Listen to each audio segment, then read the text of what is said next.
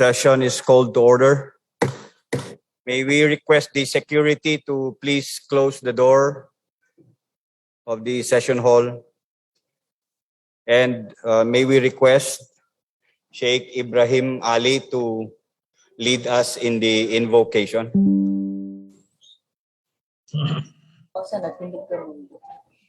And please remain standing for the singing of the Philippine National Anthem and the Bangsamoro hymn.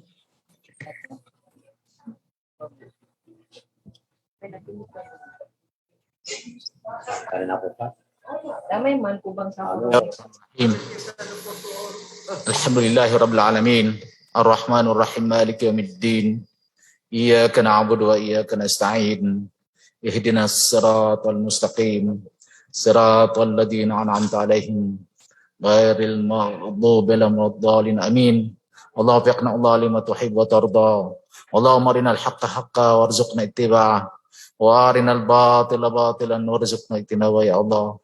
اللهم لا تجعل الدنيا أكبر همنا ولا مبلغ علمنا اللهم اصلح لنا ديننا الذي هو عصمة أمرنا وأصلح لنا دنيانا التي فيها معاشنا وأصلح لنا آخرتنا التي لا يمادنا اللهم ربنا آتنا في الدنيا حسنة وفي الآخرة حسنة وقنا عذاب النار صلى الله على سيدنا محمد وعلى آله وصحبه وسلم برحمتك يا أرحم الراحمين walhamdulillahi rabbil alamin.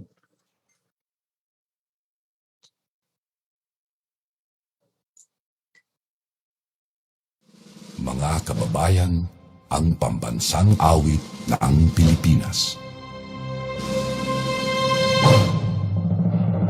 Kayang magiliw, ewas ang sigahanan, alam ng puso, sa titik mo'y buhay.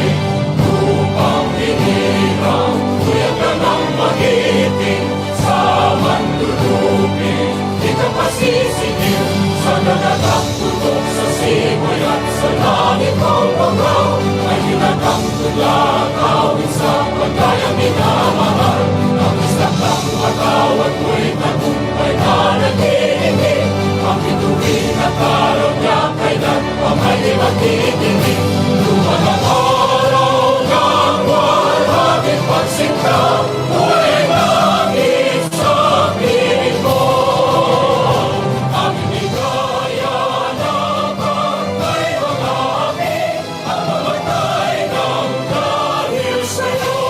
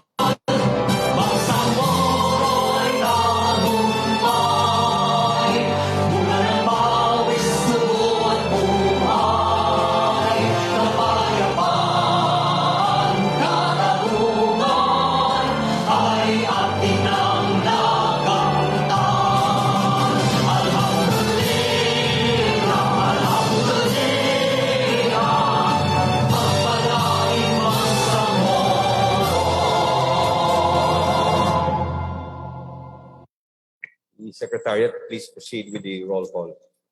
Members of the BTA Parliament, the Honorables Abbas Ahmad, Abbas Haron, Present. Abbas Urkanay, Abbas Basit Sari, Abu Adio Rahman Alonso, Ahangatun, Alami Eliza, Present. Laudit Faiz, Ali Ibrahim,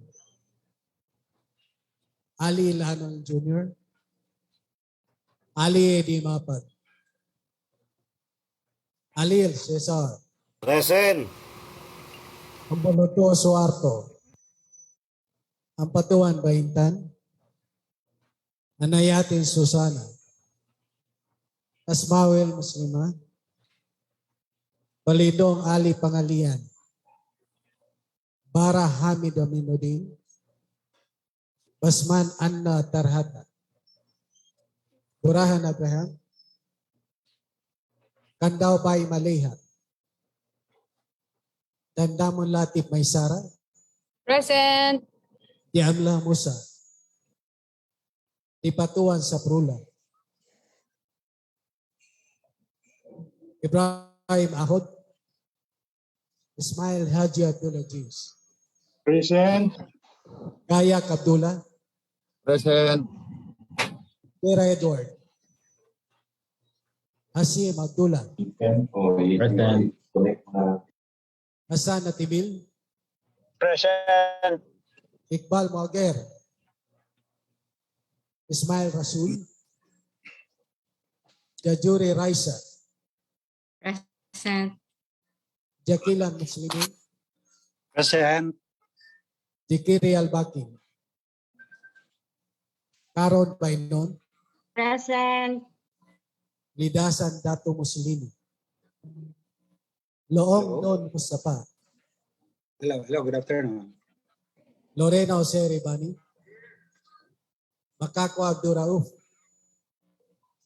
Makapaar Abdullah, I said, Makaraya Jamel, Makasalong Marjani, yes, Present. Manguda Dato Kadafe, Mantawil Malik, Mastura Dato Tokaw, Mastura City Sihara, Mawali Lamil Bahar, Mitimbang Dato Pantaw, Mitmug Rasul Jr., Mujahid Abdul Muhammad, Munyos Hussein, Present. Oranon Suaid, Makasa Mabayda, Present. Pak Abdul Wahab, Pangandaman Nadila Margarita, Present. Ramos Jamila, Rimbang Sultan Edrisa Nasser, Sakar Modayaw, Salenda Al Said, Sali Al Said, Saliga Romeo, Salik Ali, Sangki Ali, Sani Punduman, Present. Sardar Sad, Sema Omar Yasser, Sema Romeo, Sheikh Said, Silongan Aida, Sulaiman Ali, Tago Paisalin, Tan Nabil, Uja Sahi, Ulama Milanyo, Usman Azfar, Jacob Muhammad, UAK Narciso.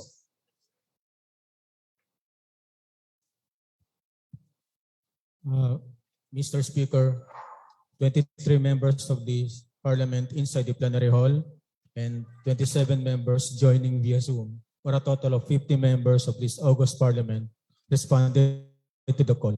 50. The presence of a quorum is hereby certified.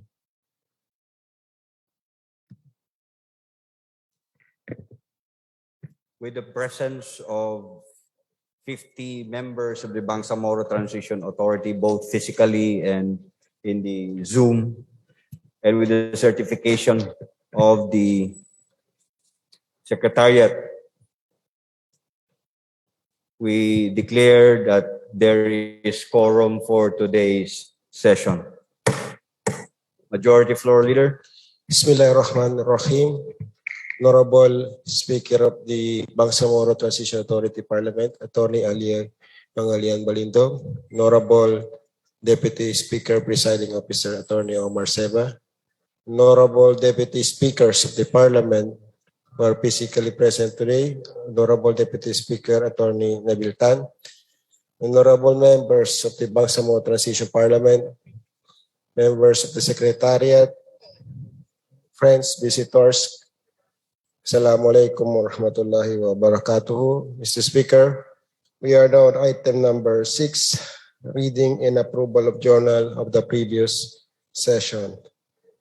I move, Mr. Speaker, to dispense with the reading of journal number 89 of February 16, 2022 session, and I further move for the approval of the same. There is a motion to dispense with the reading of the journal of February 16, 2022, journal number 89, and the twin motion for the approval of the same. Is there any second? Second motion. There being objection, the motion is hereby approved. Mr. Speaker, we are now in item number 7, resolutions. May we request the Secretary to read the first proposed resolution for today's session. Okay. The Secretariat is directed to read the title of the first proposed resolution, including the name of the authors and co-authors. Proposed resolution number 633. Resolution amending sections 1 and 2, Rule 32 of Bangsamoro Parliament approved resolution number 6 or the parliamentary rules, procedures, and practices of the Bangsamoro Transition Authority Parliament to allow the live coverage of committee, subcommittee meetings, and hearings through the Bangsamoro Parliament website, Facebook, and YouTube page, and other social media platforms as may be deemed adequate and necessary. The principal authors are MPs Baintan M. Patuan, Amil Bahar S. Mawalil, and Rasul Y. Mitbug Jr. And the co-authors are MPs Laisa M. Alamia, Suharto M. Ambuluto, Don Mustafa A. Loong, and Rasul E. Ismail. Mr. Speaker, I move to refer this to the Committee on Rules. There's a motion to refer proposed resolution number 633 to the Committee on Rules. Is there any second? There being no objection, the same is hereby referred to the Committee on Rules. Mr. Speaker, again, may we request the Secretary to read the next proposed resolution. The Secretary is directed to read the title of the next proposed resolution, including the name of the authors and co-authors. Proposed resolution number 634.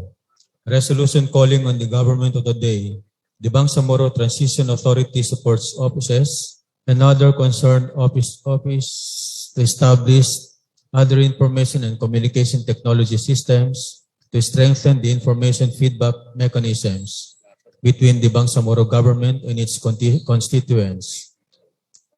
This is principally authored by MPs Baintan A. Patuan, Amil Bahar S. Mawalil, and Rasul Y. Mitbug Jr., and co-authored by MPs Laisa M. Alamia, Suharto M. Ambuluto, Don Mustafa A. Loong, and Rasul E. Ismail. Mr. Speaker, I move to refer this to the Committee on Rules. There is a motion to refer proposed resolution number 634 to the Committee on Rules. Is there any second? Hearing no objection, the same is hereby referred to the said committee. Mr. Speaker, again, may we request the Secretary to read the next proposed resolution. The Secretariat is directed again to read the title of the next proposed resolution, including the name of the authors and co-authors. Proposed resolution number 646. Resolution creating a committee on petitions its jurisdiction being the disposition of petitions filed and subject for debate in the BTA Parliament, amending Section 4, Rule 7 of the Parliamentary Rules, Procedures, and Practices of the BTA. This is principally authored by MP Rasul Mitmog Jr. and co-authored by MPs Laisa M. Alamia, Suharto M. Ambuludto, Baintan A. Ampatuan, Don Mustafa Ilong, Rasul Ismail, and Amil Bahar S. Mawalin. Mr. Speaker, I move to refer this to the Committee on Rules. There is a motion to refer proposed resolution number 646 to the Committee on Rules. There is a second. Hearing no objection, the same is hereby referred to the said committee. Mr. Speaker, may we request again the Secretary General to read the next proposed resolution. The Secretariat is directed again to read the title of the next proposed resolution, including the name of the authors and co-authors. Proposed Resolution Number 673. Resolution amending Section 2, Rule 8, and Section 4, Rule 13 of the Parliamentary Rules, Procedures, and Practices of the Bangsamoro Transition Authority, hereby adding an exception to the conduct of plenary sessions and committee meetings through teleconference, video conference, or other reliable forms of remote or electronic means. The authors are MPs Baintan A. Ampatuan, Amil Bahar S. Mawalil, Aida M. Silongan, Susana S. Anayatin, Laisa M. Alamia, Rasul Y. Mitmog Jr., Suharto M. Ambuludto, Don Mustafa A. Loong, and Rasul Ismail. Mr. Speaker, I move to refer this to the Committee on Rules. There is a motion to refer proposed resolution number 673 to the Committee on Rules, been seconded. There being no objection, the same is hereby referred to the said committee. Again, Mr. Speaker, may we request the Secretary General to read the next proposed resolution. The Secretariat is directed again to read the title of the next proposed resolution, including the name of the authors and co-authors. Proposed Resolution Number 676. Resolution requesting all ministries, offices, and agencies of the BARM to coordinate all their respective programs and projects within ancestral domains with the local NMIP indigenous political structures. This is solely authored by MP Romeo C. Saliga. Mr. Speaker, I move to refer this to the Committee on Indigenous Peoples Affairs. There's a motion to refer proposed resolution number 676 to the Committee on Indigenous Peoples. Again, Mr. Second, Speaker. there being no objection, the same is hereby referred to the said committee. Mr. Speaker, again, may we request the Secretary to read the next proposed resolution. The Secretariat is directed to read again the title of the next proposed resolution, including the name of the authors and co-authors. Proposed Resolution Number 677. Resolution urging all local government units within Bangsamoro Autonomous Region in Muslim Mindanao to integrate NMIP ancestral domains sustainable development plans to their respective municipal and provincial development plans. The sole author is MP Romeo C. Saliga. Mr. Speaker, I move to refer this to the Committee on Indigenous Peoples Affairs. There is a motion to refer proposed resolution number 677 to the Committee on Indigenous Peoples Affairs. Then the second, there being no objection, the same is hereby referred to the said committee. Again, Mr. Speaker, may we request the Secretary to read the next proposed resolution. Secretariat is directed to read the title of the next proposed resolution, including the name of the authors and co-authors. Proposed Resolution Number 680. Resolution requesting the government of the day, through the Ministry of Interior and Local Government, to come up with mechanisms that would enhance the coordination between the armed forces of the Philippines, the Philippine National Police, and the local government units, Bangsamoro government in times of operations to avoid peace encounters with the Bangsamoro Islamic Armed Forces. The sole author is MP Sultan Idrisa H.N. Rimbang. Mr. Speaker, I move to refer this to the Committee on Local Government. Public order and safety. In order as well in public order and safety, Mr. Speaker. There's a motion to refer proposed resolution number 680 to the Committee on Public Order and Safety. During the second, it's been seconded, there being no objection, proposed resolution 680 is referred to the said committee. Mr. Speaker, may we request the Secretary to read the next proposed resolution. The Secretariat is directed again to read the title of the next proposed resolution, including the name, the authors, and co-authors. Proposed Resolution Number 698. Resolution urging the Bangsamoro government to create a Senior Citizens and Persons with Disability Office to address the concerns of every senior citizens and differently abled persons in the Bangsamoro Autonomous Region in Muslim Mindanao.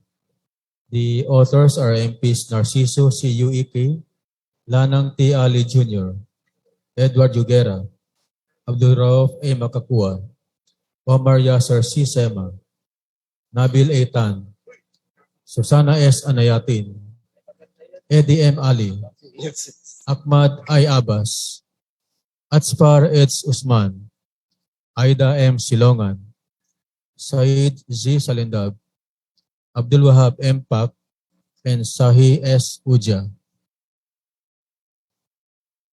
Mr. Speaker, I move to refer this to the Committee on Social Services and Development. There's a motion to refer proposed resolution number 698 to the Committee on Social Services and Development. There being no objection, the same is hereby referred to the said committee. Again, Mr. Speaker, may we request the Secretary to read the next proposed resolution.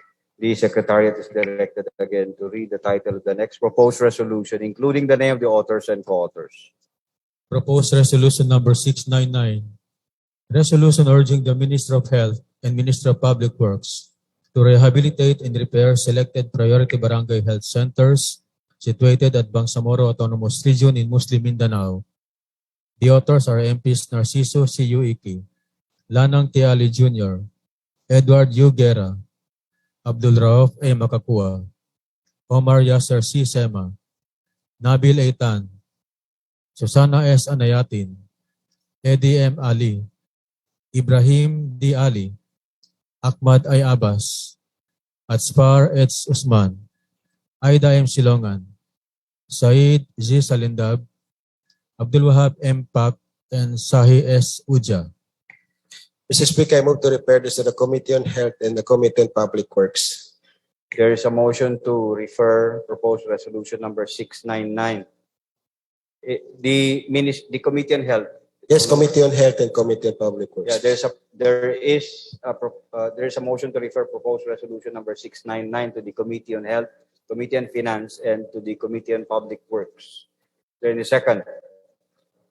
There being no objection, the same is hereby referred to the said committees. Again, Mr. Speaker, may we request the Secretary to read the next proposed resolution. The Secretariat is directed again to read the title of the next proposed resolution, including the name of the authors and co-authors. Proposed Resolution Number 700. Resolution expressing the sincerest appreciation and profound gratitude of the Bangsamoro Transition Authority Parliament to the United Nations General Assembly for proclaiming March 15 as the International Day to Combat Islamophobia. This is authored by MPs Baintan A. Ampatuan, Amil Bahar S. Mawalil, Liza M. Alamia, Don Mustafa Ilong, Rasul Y. Mitmog Jr., Suharto M. Ambuludto, and Rasul E. Ismail. Mr. Speaker, I move to treat this as simple resolution and be transferred for the business of the day. There's a motion to treat proposed resolution number 700 as a simple resolution. Mr. Speaker. Huh? Yes, Mr. Speaker. Is there there being no objection, the same is hereby treated as simple resolution and transferred to the business for the day. Mr. Speaker, we are now on first stage of bills, item number 8. First, the Secretary to read the first proposed bill for today's session, including the title, the number, and the authors. The Secretary is directed to read the title of BTA Proposed Parliament Bill number 179, including the name of the authors and co-authors. BTA Parliament Bill Number 179, an act strengthening the energy policies and mechanisms within the Bangsamoro Autonomous Region in Muslim Mindanao, appropriating funds therefore and for other purposes. The principal author is MP Amil Bahar S. Mawalil, and the co-authors are MPs Baintan A. Ampatuan, Rasul Y. Mitmog Jr., Liza M. Alamia, Suharto M. Ambuludto, Don Mustafa Iloong, Rasul E. Ismail, Abraham T. Burahan, Siti Sahara I. Mastura, and Paisalin P. Tago. Mr. Speaker, this is a private member bill. Any members of the Parliament who would like to signify their interest as co-authors may just fill up the co-authorship form that was distributed before this session started. Mr. Speaker, we are now on item number 9, second stage of bills. BTA Parliament Bill number 178. May we respectfully recognize to deliver the authorship speech by the principal author.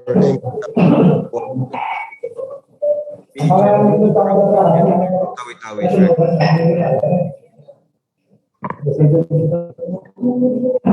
Thank you very much, Mr. Speaker, Majority Floor Leader. Bismillahirrahmanirrahim. Assalamualaikum warahmatullahi ta'ala wabarakatuh.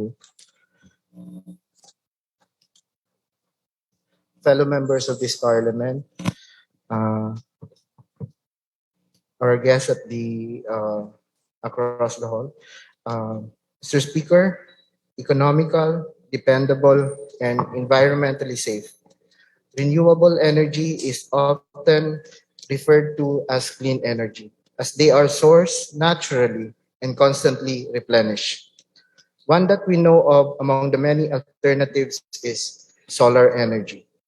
According to the International Energy Agency, solar is on track to set records for new global deployments each year after 2022, with an average of 125 gigawatts of new capacity expected globally between 2021 and 2025. Mr. Speaker, solar photovoltaic generation increased 22% in the year 2019 and represented the second largest absolute generation growth of all renewable technologies, slightly behind wind and ahead of hydropower, according to the said agency. Mr. Speaker, fellow members of this Parliament, the world is moving towards the future, and we cannot simply let ourselves be left behind while we have this opportunity. As a region, Mr. Speaker, situated close to the planet's equator and proximate to the Pacific Ocean, sunlight is a source that is most abundant and is freely available. Mr. Speaker, Republic Act number 9513, otherwise known as the Renewable Energy Act of 2008, provides that it is the declared policy of the state to increase the utilization of renewable energy by institutionalizing the development of national and local capabilities in the use of renewable energy systems and promoting its efficient and cost-effective commercial application. Mr. Speaker, pursuant to Section 36, Article 13 of the Bangsamoro Organic Law, the Bangsamoro government is mandated to provide investments in the energy and power generation sector, taking into consideration, with emphasis, Mr. Speaker, into consideration the promotion of low-carbon sustainable power generation policies to reduce costs associated with the transmission, including the line losses and network investment. Mr. Speaker, BTA Bill number 178, or the Renewable Energy for Socialized Housing in the BARM Act of 2022, seeks to support the Bangsamoro government in its mandate and institutionalize the construction and use of renewable energy systems in all socialized housing programs in the Bangsamoro Autonomous Region. Mr. Speaker, the Bangsamoro government shall ensure that the distribution utilities will enter into net metering agreements with all end users of the solar energy system. Mr. Speaker, net metering refers to the application by utility customers of the electricity generated by their own systems against their electric bills. If they produce more than they consume, the utility pays them for the excess. The net metering interconnection standards for solar energy shall be implemented pursuant to RA 13, or the Renewable Energy Act of 2008.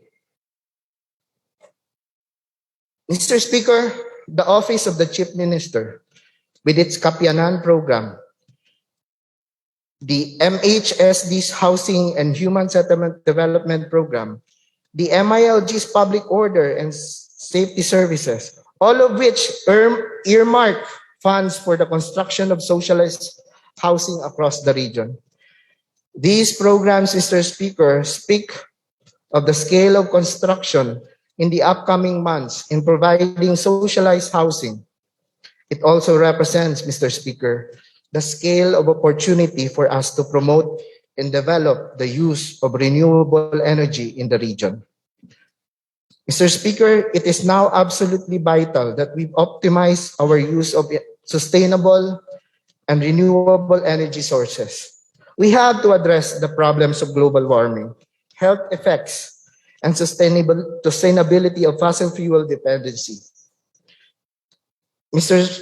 Speaker, fellow members of this Parliament, transitioning from the use of fossil fuel to a renewable source of energy will improve the air quality. Its absence is associated with the majority of respiratory diseases. It promotes local economic growth due to its low cost and the incentives that come along with it. Lastly, Mr. Speaker, it protects the environment, a duty that binds us all. Mr. Speaker, this bill, or the Renewable Energy for Socialist Housing in the BARM Act of 2022, is a win-all intervention. It benefits the residents, the governments, the environments. For that, I implore you, my dear colleagues in this sacred hall of Parliament, to support the passage of this measure. Maraming salamat, Mr. Speaker. George Floor Leader. Mr. Speaker, I move to refer this to the Committee on Environment, Natural Resources, and Energy. How about And as the, well as the Committee on Finance, Budget, and Management. how about also the Committee human settlements? Yes, Mr. Speaker, Committee on Human Settlement. There is a motion to refer proposed bill number 178 to the Committee on Energy, Committee on Finance. Energy and Natural Resources, to the Committee on Finance, Budget, and Management, to the Committee on Human Settlements. Is there any second? There being no objection, the same is hereby referred to the said committees. Mr. Speaker, we are now on item number 12, business for the day. Proposed resolution number 700, resolution expressing the sincerest appreciation and profound gratitude of the Bangsamoro Transition Authority Parliament to the United Nations General Assembly for proclaiming March 15 as the International Day to Combat Islamophobia. Before we start, Mr. Speaker, may we respectfully recognize the proponent, Mr. Speaker, to deliver sponsorship speech of this particular resolutions. May we respectfully recognize MP Engineer Bainta Napatuan, Mr. Speaker. The lady from Maguindanao is recognized.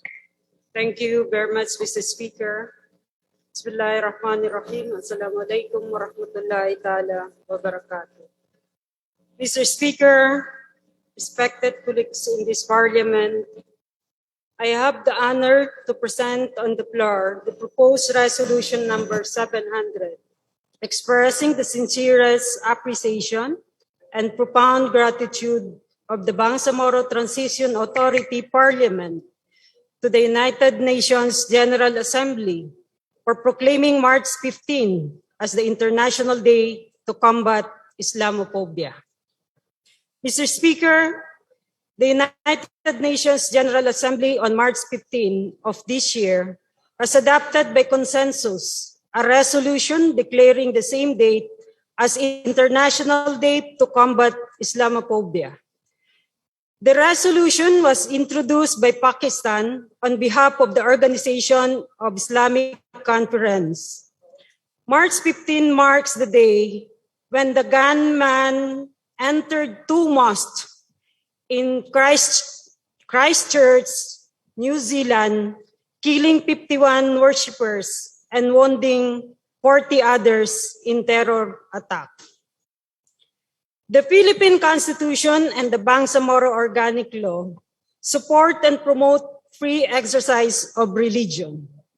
Article 3, Section 3 of the 1987 Constitution provides that the right to free exercise and enjoyment of religious profession and worship without discrimination of preference shall forever be allowed. No religious test shall be required for the exercise of civil or political rights. Article 4, Section 10 of Republic Act number 11054 or the Bangsamoro Organic Law provides that there shall be no discrimination on the basis of identity, religion, and ethnicity. And Article 9, Section 5 of the same law guarantees religious freedom and the free exercise thereof pursuant to the Constitution, national laws, and principles of international law. The BOL further declares that the Bangsamoro government shall protect all persons from harassment of any undue pressure, coercion, and violence on account of religion. The Organization of Islamic Conference defines Islamophobia as a combination of hate, fear, and prejudice against Islam, against Muslims, as well as against anything associated with the religion, such as mosques, Islamic centers, Holy Quran, hijab, among others. It also constitutes hatred, stigmatization, racism, and discrimination in daily life, on media, at the workplace, in the political sphere, and others.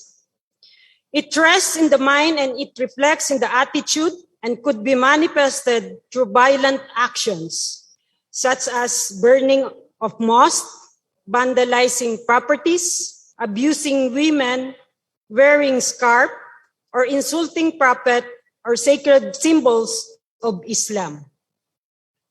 Mr. Speaker, it is undeniable that Islamophobia is a worldwide concern. Reports on hate crimes against Muslims are increasing. For instance, in the United States of America, according to the Federal Bureau of Investigation, or FBI, report release, the number of assaults, attacks on mosques, and other hate crimes against Muslims in 2015 was higher than at any other time except the immediate aftermath of September 11. The Bangsamoro people have their own share of experiences confronting forms of discrimination. Thus, apart from expressing support, the Bangsamoro should encourage dialogue and mobilize activities in observance of the International Day to Combat Islamophobia. This resolution, which was co-sponsored by 53 members of the OIC, and as all countries, UN bodies, international and regional organizations, civil society, private sector, and faith-based organizations, to organize and support various high-visibility events aimed at all levels about curbing Islamophobia, and to observe the new International Day to Combat Islamophobia. Considering the aforementioned, Mr. Speaker, and the principles of the Bangsamoro government of promoting a culture of tolerance, peace, and full respect to human rights, I, together the co-authors, are humbly asking my colleagues of this August Parliament for the immediate approval of this resolution. Thank you very much. Wassalamualaikum warahmatullahi ta'ala wabarakatuh. Mr. Speaker, I move to open the period of interpellation and debate.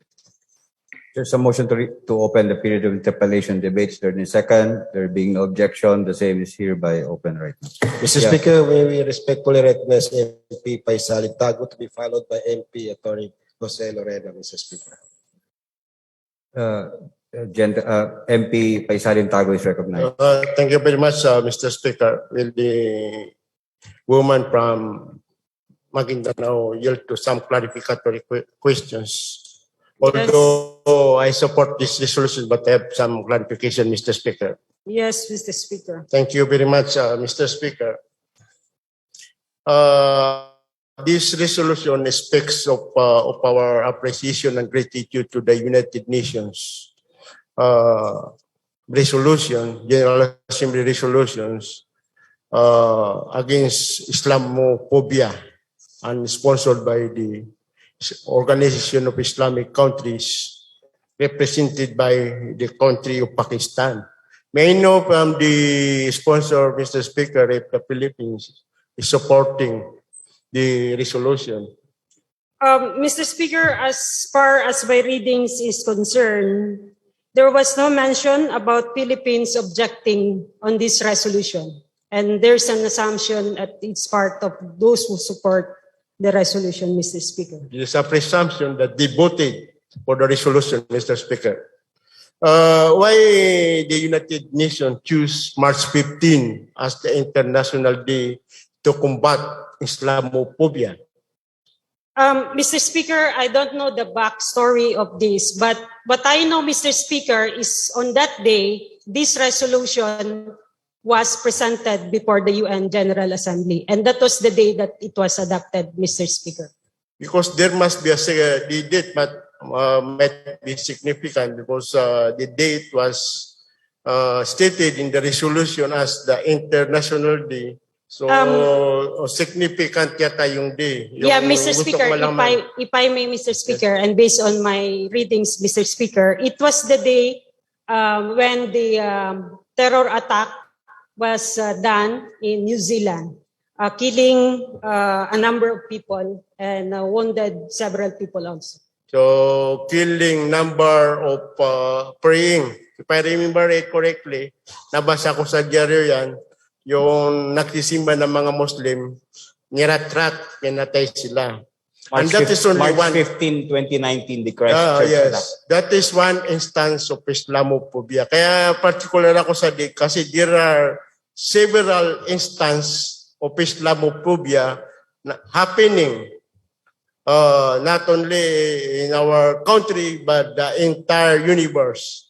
That Islamophobia, bakit sininggle out lang yung March 15. So, ang business lang nila, Mr. Speaker, is yung nangyari sa New Zealand.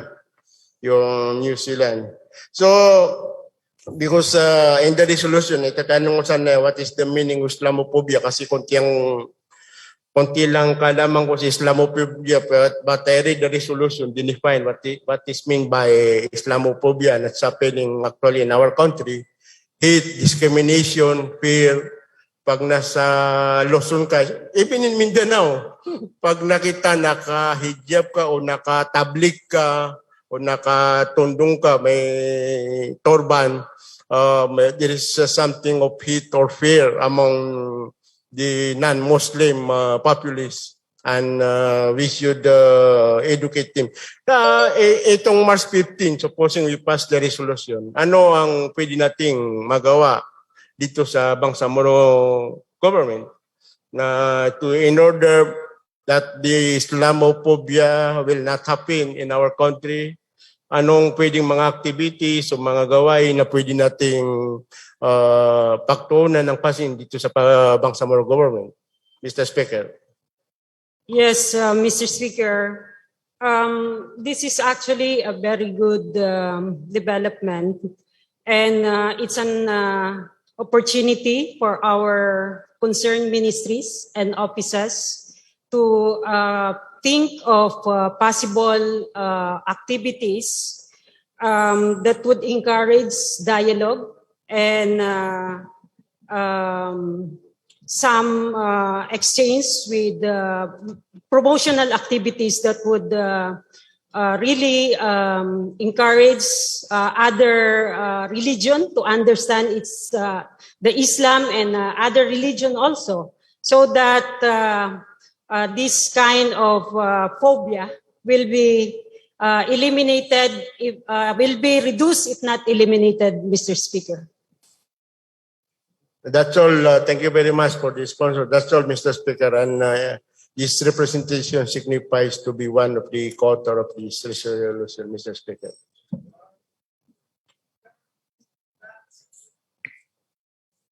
The gentleman from Sulu is recognized, to be followed by MP Musa Jamla, the gentleman from Lanao. Thank you, Mr. Speaker. Thank you, Majority Leader, for the recognition. First, I'd like to laud the authors of this resolution for recognizing the efforts of the Organization of Islamic Conference in bringing to the United Nations the issue of Islamophobia. But if the gentlewoman of Maguindanao would yield to some clarificatory questions, I would glad to clarify to strengthen further the resolution. Yes, Mr. Speaker. First, you mentioned that the March 15 was associated with a massacre or a terrorist attack in New Zealand. Am I correct? Yes, Mr. Speaker. That terrorist attack was perpetrated by whom? If may be clarified. Yeah, based on news, Mr. Speaker, it was an attack not made by an Islam. So that just shows that terrorism is not the cup of tea of only of Muslims, but of other religions. Am I correct? Yes, Mr. Speaker. The issue of March 15 highlighting the incident in New Zealand brought to the attention of the world the fact that Islam is a religion of peace. Am I correct? Yes, Mr. Speaker.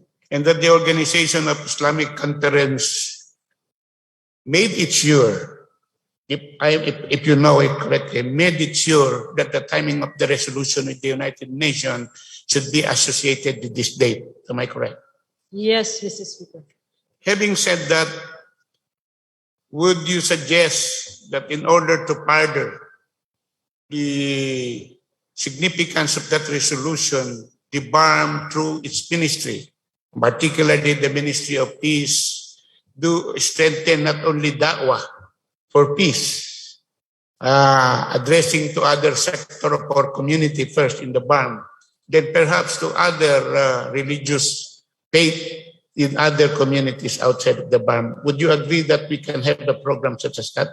Yes, Mr. Speaker. This actually is an opportunity for us to strengthen our advocacies about the Islam being a peace religion, Mr. Speaker. Would you further agree that we can possibly, through our ministry, organize an interfaith dialogue similar to what is being organized in many continents of the world? Yes. Strengthen further the dialogue between religious faith. Yes, Mr. Speaker, through this resolution, once approved, Mr. Speaker, this can be one of the basis in our dialogue with other religions, Mr. Speaker. Finally, would you be willing to sponsor a bill together with all of us to strengthen interfaith dialogue within the BARM and outside BARM in order to bring about the clearing up of the issue of Islamophobia, not only in this territory of the BARM, but all over the country? Mr. Speaker, because the idea came from the honorable gentleman from Sulu, I would gladly support him of his idea in filing a bill that would promote interfaith dialogue, Mr. Speaker. Thank you, Mr. Speaker. Majority Leader, I would like to be associated with this resolution. I hope the gentlewoman would include me as part of the co-authors. Yes, Thank you. MP Tago and MP Lorena is part of the co-authors, Mr. Speaker. Secretariat, please take note, and please also, I would like to be associated also to this bill resolution. Yes. MP Musa Jamla, you are recognized. Thank you, Mr. Speaker. Bismillahirrahmanirrahim. Assalamualaikum warahmatullahi wabarakatuh. May I inquire from the good proponent if she will yield to some clarificatory question. Yes, gladly, Mr. Speaker. Madam Chair, are we aware that it is a fact that the Philippines is classified as a non-Muslim country? Yes, Mr. Speaker. Philippines is a predominantly Christian country, Mr. Speaker. Am I right to say, Mr. Speaker, that the Bangsamoro Autonomous Region is in Muslim Mindanao is only existing with a symmetrical relation with the Republic of the Philippines?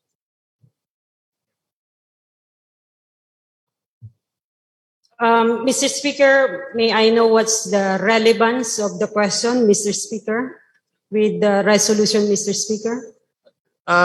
Mr. Speaker, the issue is a resolution to be addressed to the United Nations, an organization of international personality, and that the Bangsamoro Autonomous Region in Muslim Mindanao is created under Republic Act number 11/54.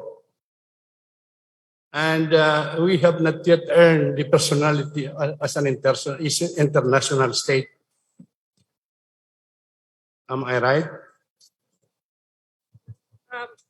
Mr. Speaker, if I may read the definition of resolution based on our rules, but I can't exactly find out specific, but a resolution is an expression of sentiment, Mr. Speaker. And this is how we feel about this resolution. We laud the effort of the UN General Assembly because this involves us as Muslims in the Philippines, Mr. Speaker. I agree. And it is beneficial for us. Yes, Mr. Speaker. I agree, Mr. Speaker, but if we go over our resolution, it says that the resolution expressing the sincerest appreciation and profound gratitude of the Bangsamoro Transition Authority Parliament to the United Nations General Assembly for proclaiming March 15 as an International Day to combat Islamophobia. To me, my understanding, I do not know the understanding of the proponent. It means here that we are directly dealing with the United Nations without giving recognition to be a part of the Republic of the Philippines. And I hope that this will be considered by the proponent. After all, Mr. Speaker, I will ask as a part of the author. But Mr. Speaker. But we have to declare that we are still a part of the Republic of the Philippines. Yeah, Mr. Speaker, if I may, through this resolution, we are not declaring that we are not part of the Republic of the Philippines, Mr. Speaker. Second, Mr. Speaker, this resolution is no different from the previous resolutions that we already adopted, like the word hijab day. We also express our appreciation to that. Second is our recent resolution about our sympathy with the victims of war that is happening now in in Ukraine, Mr. Speaker. Mr. Speaker, in our immediate session, there was a resolution whose nature is like this, that we ask to give credence to our personality as a part of the government of the Republic of the Philippines. So I think the question of MP Diamla is answered already, even by the title of the resolution. It declares here, Republic of the Philippines, Bangsamoro Autonomous Region in Muslim Mindanao, Bangsamoro Transition Authority, Cotabato City. It is written in the paper that carries the resolution. Well, if the understanding of this parliament is that just on the face of our document, as appearing here, the Republic of the Philippines is already a part of the resolution, then I will yield to the idea. But I am just prudent as a part, because as I said, I would like to be a part of the proponent, but I would like to find out a way that we can give due respect and recognition to our being a part of the Republic of the Philippines. I think this is an implied, express, and tacit acknowledgement and recognition that we are still part of the Republic of the Philippines. Our documents show also. It states here, Republic of the Philippines, Bangsamoro Autonomous Region in Muslim Mindanao. It's part of the resolution. So with that, Your Honor, I yield to the idea, but just a reminder to all the members of the Parliament. Thank you. Any other MP Mussolini Lidasan, then followed by MP the Deputy Speaker Nabiltan.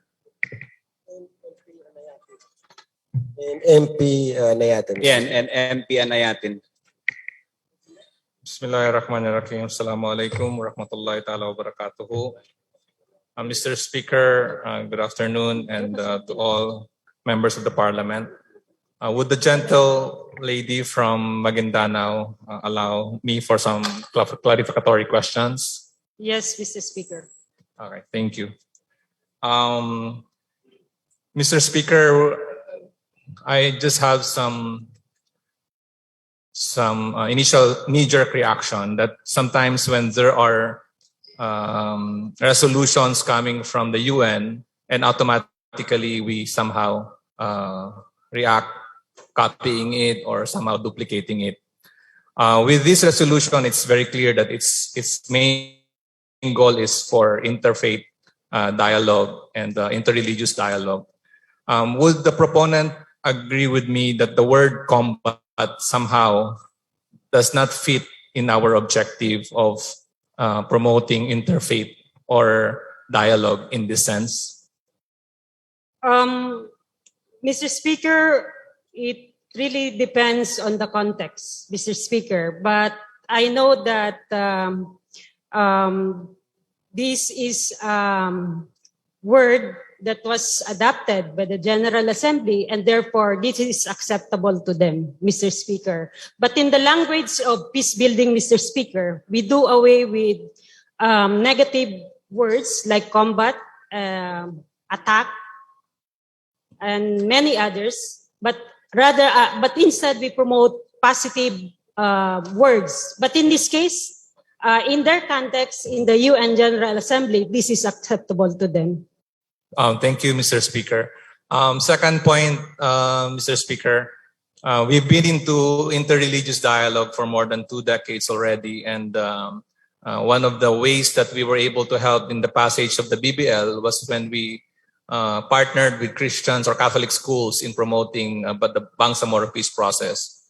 Would the proponent also agree that aside from stating in the title or coming up with the concrete activities to combat Islamophobia, is to introduce 2 important documents that are also written by the mostly Muslim countries. These documents, Mr. Speaker, is number 1, the Marrakesh Declaration, and also promoting the Charter of Medina. Because these documents signed by many Muslim clerics simply shows the beauty of Islam and how we can really somehow show or address the so-called phobia of those who are ignorant in the Islamic faith. Mr. Speaker, as far as this resolution is concerned, we just want to express our sincerest appreciation and gratitude to the UN General Assembly. With regards to the proposal of the good gentleman, Mr. Speaker, we can also have that, but maybe in another resolution that would promote interfaith and interreligious dialogue, we can come up with a resolution that would define the proposal of the good gentleman, Mr. Speaker.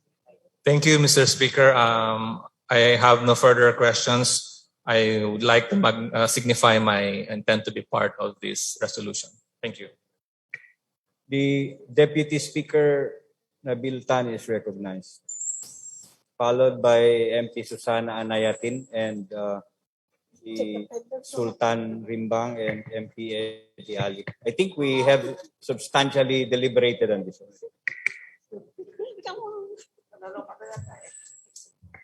Congratulations to the gentlewoman from Maguindanao. You have elicited a lot of comments and questions. Will you allow some more? Yes, of course, Mr. Speaker. Actually, Islamophobia, the resolution was mainly authored by those Islamic countries in the United Nations. Is that correct? Yes, belonging to the Organization I of see, Islamic Mr. Countries. Speaker. Were there other countries from Europe, from Asia, and from the North America? When I browse it, Mr. Speaker, I'm not particular with the other areas, but I see some reservations in other countries, Mr. Speaker. Thank you, Madam Speaker. I believe the objective of the resolution is to show that Islam is a religion of peace and to counter those phobia, the fear, promotion of the fear about Islam. Is that correct? Is my appreciation correct? Yes, Mr. Speaker. So I guess this is a good action by the UN General Assembly of adopting this. And we do this because we are also a Muslim-dominated region in the Bangsamoro. Is that why we are doing this? Exactly, Mr. Speaker. We are the only region in this country which is Muslim-dominated region, Mr. Speaker. And the only autonomous region in the country. Yes, of course, Mr. Speaker. Of course, we are within the territorial integrity and sovereignty of the Republic, even under an autonomous region, as expressed earlier by our colleague. So I guess this is a good way to promote that Islam is a religion of peace and that the Bangsamoro adheres to the principle of peace and harmony throughout the world. So I commend you for doing this, and this is also to isolate our Muslim brothers and sisters from the lure of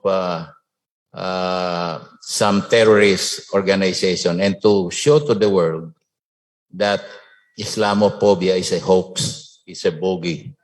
So it's concocted by people who doesn't like Islam to flourish. With this, Mr. Speaker, Mr. Majority Leader, I believe in this resolution and I would like to be co-author of this resolution. Thank you. If and when the gentlewoman will accept. Yes, Mr. Speaker, all those who have Thank you very much. interpolated, including the Speaker, are already part of the co-authors of this resolution. Secretariat, please take note. The gentleman from Datuudin the lady from Datuudin Sinswat is recognized. Thank you, Mr. Speaker. Good afternoon. Assalamualaikum, everyone. First and foremost, I commend the author and co-authors of this resolution, commending the United Nations. So I just want to manifest Mr. Speaker, this is not a question, that I stand in solidarity with the Islamic world to promote peace and harmony, not only in the Bangsamoro, not only in the Philippines, but throughout the world. May peace prevail. So about the question of the Deputy Majority Floor Leader on what to do during March 15. Mr. Speaker, we have a new program in the BTA and is funded monthly, the Bangsamoro Cultural Acceleration, which is approved in the BAA in the amount of 104,000 pesos every month. So through this program, Mr. Speaker, we can start promoting dialogue among different cultures and religions in the Bangsamoro. And I started doing this already last month, Mr. Chair. And Mr. Speaker, I would like also to associate myself as co-author of this resolution. Thank you, Mr. Speaker. Manifestation accepted, Mr. Speaker. Secretariat, please take note. MP Eddie Ali is recognized, followed by Sultan Rimbang.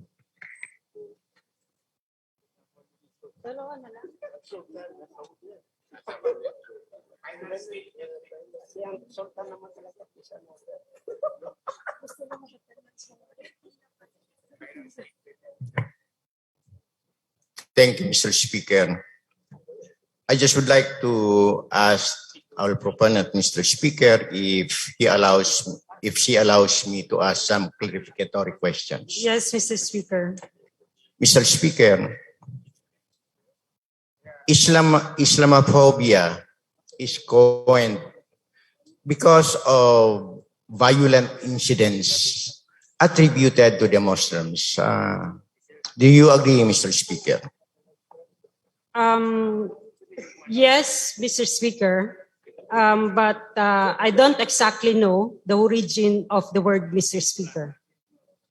Yeah, Mr. Speaker, I asked that question because there seems to be a feeling of fear when one is recognized as Muslims, when we belong to an Islamic community. People have fear of us being Muslims. And I would like to also know, Mr. Speaker, if it's true that there are violent incidents attributed to the Muslims, but actually are not committed by the Muslims. There are in the news, Mr. Speaker, there are. For example, is what happened in New Zealand, Mr. Speaker. In this case, Mr. Speaker, the idea of Islamophobia is because some people, some countries are trying to attribute violence to the Muslims, when in fact, it's not the Muslims that do this. Even when the September 11 incident is mentioned, there are some sectors who do not believe that it was the making of the Muslims, but the CIA. We don't know. See? So I'm trying to make these clarifications, Mr. Speaker. Even in this August body, Islamophobia, to me, is a... Wala po. Para sa akin, it's a hoax. Wala pong katotohanan. Ginagawa lang po ito para magkaroon ng masamang pananaw ang mga ibang countries sa mga Muslims. Mr. Speaker, kaya tinatanong ko ito because Islamophobia para sa akin is a creation. Para lang po, just to emphasize that Muslims are like this. Mr. Speaker, I would like to ask our dear proponent that as Muslims of this country, do you also agree with us that we are victims of the word Islamophobia? As defined in the resolution, when we are looking at the definition in the resolution, in many instances, we are victims of Islamophobia. I agree with the proponent, Mr. Speaker, because my late wife and myself experienced this in Manila. Now, when they see your wife, wearing hijab like that, even tricycle, even taxi, taxi drivers do not stop for us to ride. So we are victims. That's why I made this clarification, Mr. Speaker, because I feel that even in this country, we need to reach out. If not, we have to promote religious interfaith dialogue. If only to, again, I would like to find out, Mr. Speaker, if the word combat is used by the UN in the resolution to combat Islamophobia, as if Islamophobia is an armed, you used to combat when it is an armed action. So I just would like to find out if it's really the word used by the United Nations in its resolution. Yes, Mr. Speaker. Okay, thank you, Mr. Speaker. That's all. And if it's okay with the proponent, I would like to be identified with this resolution. Thank you, Mr. Speaker. Manifestation accepted, Mr. Speaker. Secretariat, please take note. Sultan Idrisa Rimbang is recognized. Thank you very much, Mr. Speaker. Attorney Kumarsima. Assalamualaikum warahmatullahi ta'ala wabarakatuh. Sa mga kapatid ko na member of parliament, sa mga guest, staff. At pangalawa, congratulations sa aking mabait na kaibigan, buting classmate sa plenary na si Baintan. Dahil siya po sa membro ng parliament na na-file niya ito, na pag-isipan niya na i-file nito sa kanyang kasamang mga koto nito. Kaya hanggat hindi ko pa nasabi yung Mr. Speaker ang aking gustong sabihin, baka pwede po na mag-kotor ako dito kung papayagan po tayo ni MP Baintan ay mag-kotor tayo sa bill na ito, resolution na ito. Dahil ito, nagpapasalamat po tayo sa Allah subhanahu wa ta'ala. Ito po, ang resolution na ito, regarding to sa mga nangyari. Kung nangyari ito sa ibang country, lalo pa po sa dito po sa bansa natin. Kaya nagpapasalamat po tayo sa ating mahal na Pangulong Rodrigo Roa Duterte kasi regarding ito sa Islamophobia, dito kung ano nangyari doon ay nangyari rin dito sa atin sa bansa natin sa Pilipinas. Mula po ang Pangulo natin naging presidente, ay naito rin po ang mga kapatid natin ng Muslim, ini tribe na Muslim, na magandang ang Muslim po ang magandang angarin po sa ating bansa. Kaya nagpapasalamat po ako sa kotor nito, Principal Kotor, si Baintan, at pinapaabot din ang mga kapatid natin na sa Bangsamoro Sultanate Commission, Bayalabin po Trimamor, na suporta sila sa resolution na ito, Mr. Speaker. Thank you very much. Assalamualaikum warahmatullahi ta'ala wabarakatuh. Manifestation accepted, Mr. Speaker. Secretariat, please take note. Last, Mr. Speaker, MP Uja. Thank you, Mr. Speaker. Thank you, Majority Floor Leader. This is just a manifestation from the Quranic verse as far as Islam is concerned. As Allah subhanahu wa ta'ala said, Bismillahirrahmanirrahim, Al-yawma akmaltu lakum dinakum wa atmamtu alaykum ni'mati wa raditu lakum al-Islam madina. That means Allah Ta'ala has perfected His religion, Islam, and entrusted as a mercy to humankind. And therefore, we Muslims have nothing to do about those Islamophobia, a term coined by kuffar, by non-Muslim countries. But then it is just but an expression of gratitude to the UN General Assembly to be in unison with them to fight, in concept, and in any doings, so that that term unaccepted to Islam, that Islamophobia, shall be erased from our fear, from our concept, and therefore we have to adhere to that. Islam has nothing to fear about, but Islam is a religion of peace. Thank you, Mr. Speaker. You're welcome. And I manifest also to be part of the resolution. Manifestation accepted. Mr. Speaker, Secretariat, please take note. to give justice to those MPs in the Zoom, may we respectfully recognize the Deputy Speaker, Hatim El Hassan. The gentleman from Basilan is recognized. Thank you, Mr. Speaker.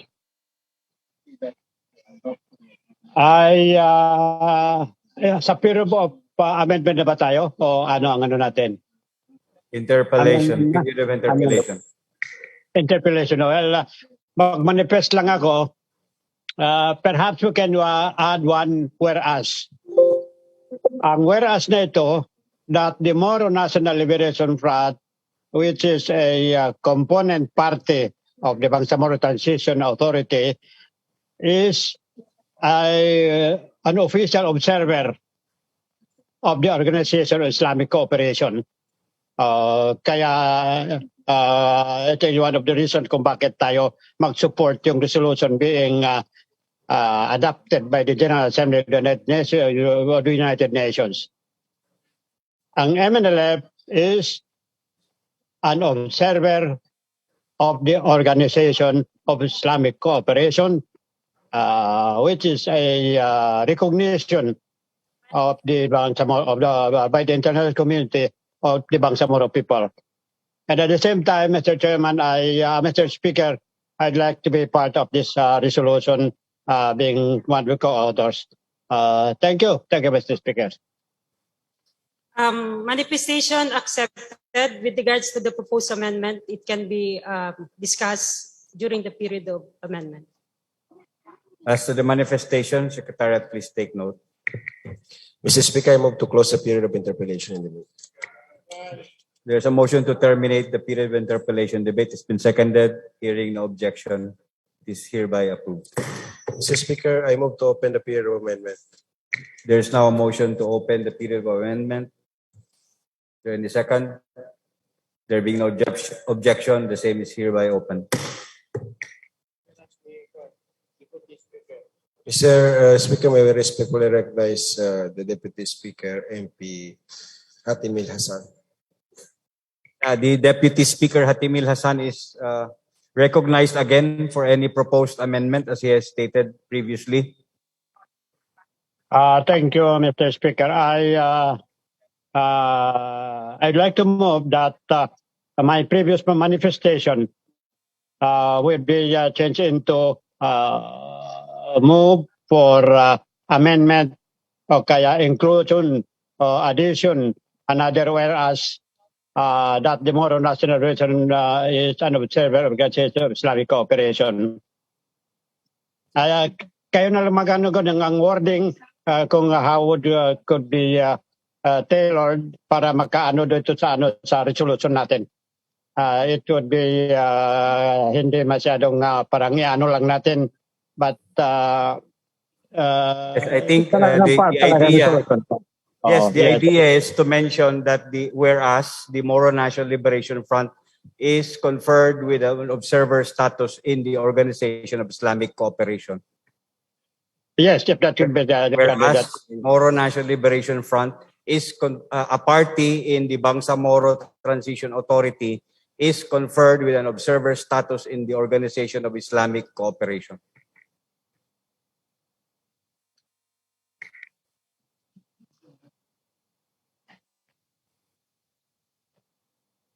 Kaya na yung sagot kay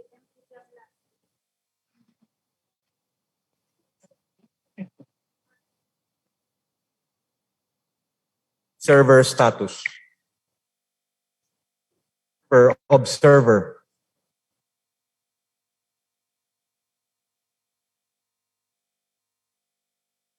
In the Organization of Islamic Cooperation. Capitalize, ha? OIC mo na lang kasi nagamit na ata yung OIC sa taas. Okay. Sige, OIC na lang. But you spell out the Moro National, the MNLF. The Moro National Liberation Front.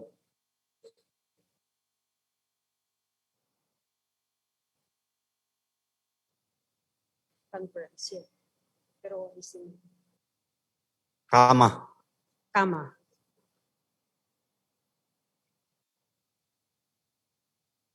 Kama.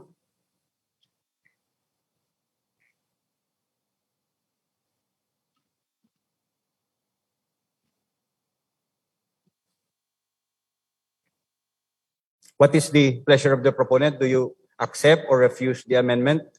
I accept, Mr. Speaker. That is also in line with the question of MP Jamla that can relate how the relation of the Bangsamoro government with regards to the UN, Mr. Speaker, and that will support it, Mr. Speaker. Please, Secretariat, please take note that the proponent has accepted the amendment.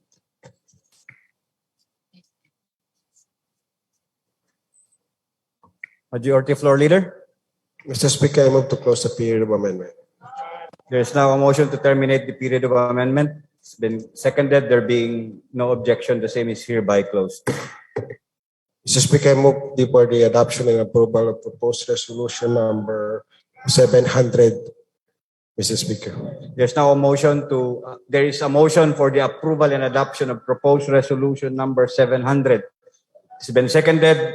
Hearing no objection, proposed resolution number 700 is approved and adopted by the BTA in plenary session today, March 22, 2022.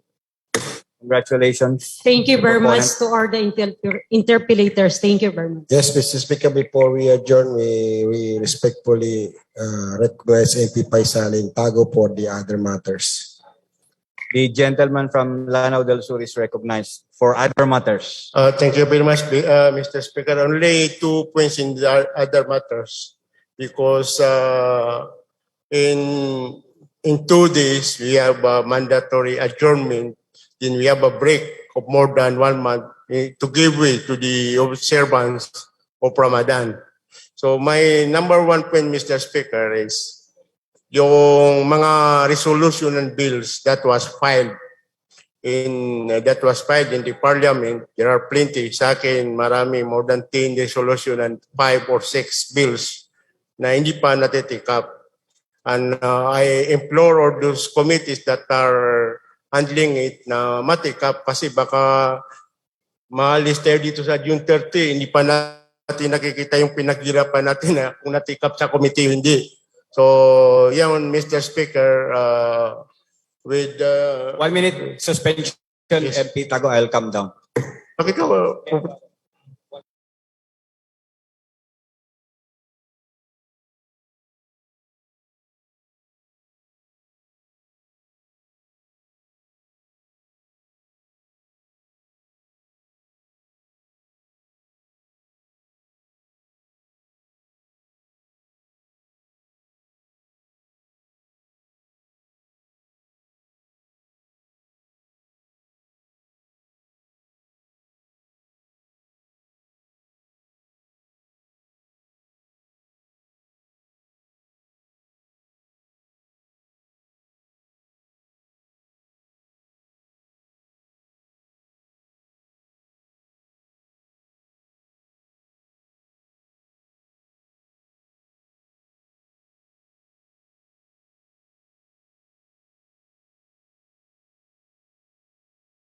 ma-refer sa committee, yung iba. Kasi may mga bills din na hindi pa na-refer sa committee. The number 2 concerns, Mr. Speaker, is we have discussed this in the budget deliberation because our problem in the budget deliberation is the utilization rate of every ministries and agencies in the BARM. And we have, as a matter of fact, we have a common understanding with this that there will be quarterly report. Patapos na yung quarter, March, yes, 1 quarter, quarterly report of the ministries and agencies in order that the Parliament knows the status of these ministries and agencies. Kasi baka naman mag-budgeting ulit tayo, mag-budget deliberation, yung utilization rate, isa namang malaking usapan doon, especially so that we have extended the 2020 and 2021 appropriation.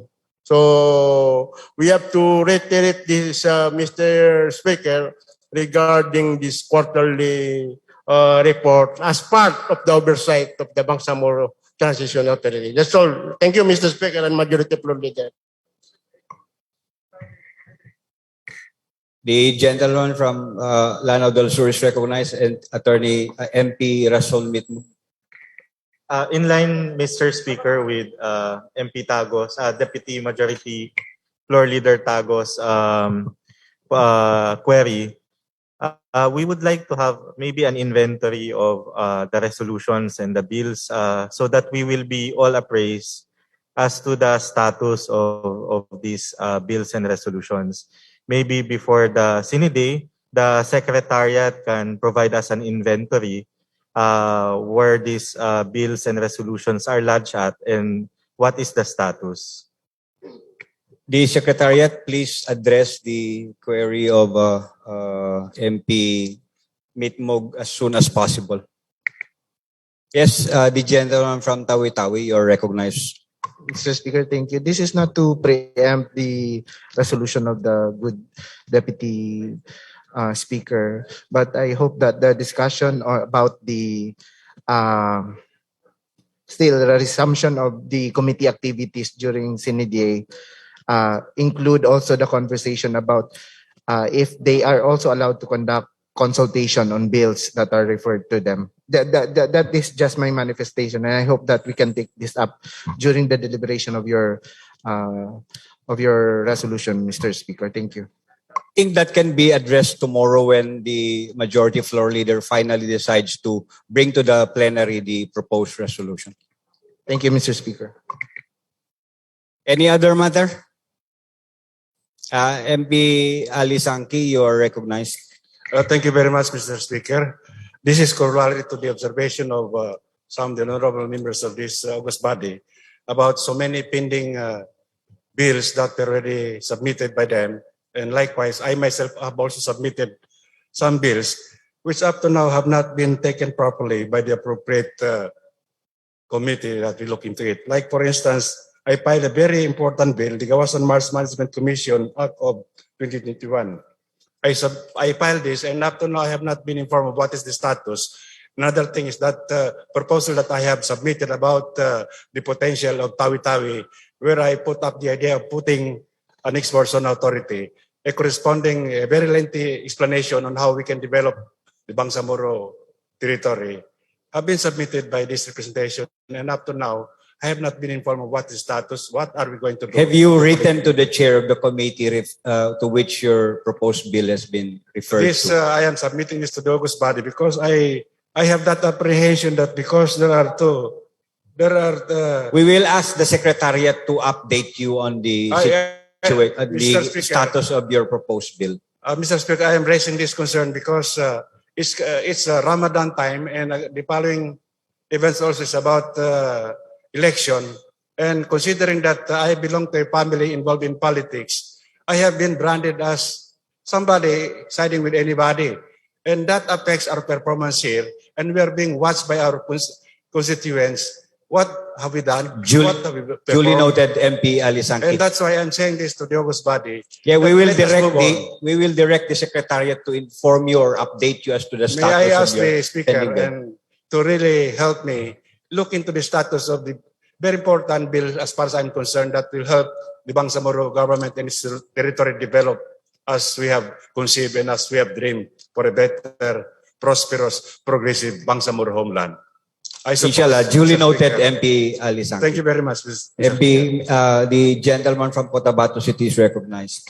Mr. Speaker, magandang hapon po sa ating lahat. Ang query ko lang, Mr. Speaker, is Senedi natin, no? Kailan po ba ang balik uli ng session natin? I think it's in the rules. It's, I think, 1 week or 2 weeks, the month following the Ramadan. If we read our rules, Mr. Speaker, on June, we will return to June. So that would be before June 30 of 2022. Yes, Mr. Speaker. Okay, ganito, Mr. Speaker, Mr. Majority Leader. Alam nyo, ito po ay pakiusap uli, no? Na dapat, especially yung sa atin sa government of the day, i-clear natin or klaruhin natin ano po ba ang status ng mga TDIF ng mga kasamang members of Parliament. Just a quick... I'm sorry. Very quick, Mr. Speaker. Alam nyo... I'm sorry, but we are talking about here are pending bills and measures. That is not part of the other matters that was Mr. Speaker, referred to. this is other matters, no? Na dapat pag-usapan 1 minute din natin suspension. dito. 1 minute suspension.